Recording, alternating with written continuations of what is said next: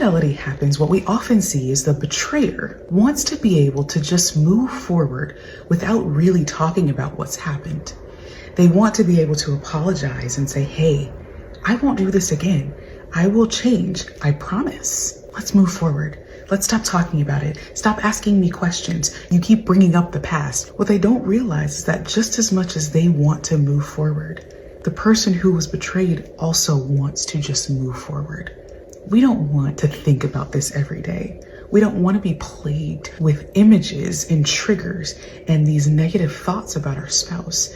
We do not want to have all of these questions and all of this uncertainty and this lack of trust. We don't want that. We want to be able to move forward, but let me tell you something. The biggest mistake that you can make is trying to move forward before you are ready. Sweeping everything under the rug and moving on like nothing ever happened is the biggest mistake that you have made. Me and my husband are an example of that. When my husband's infidelity came out and we separated, this was not the first time something inappropriate had happened.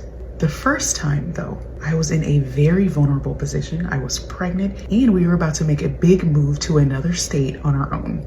There was a lot going on and he apologized. He said, I'll never do it again. Please, let's just move forward.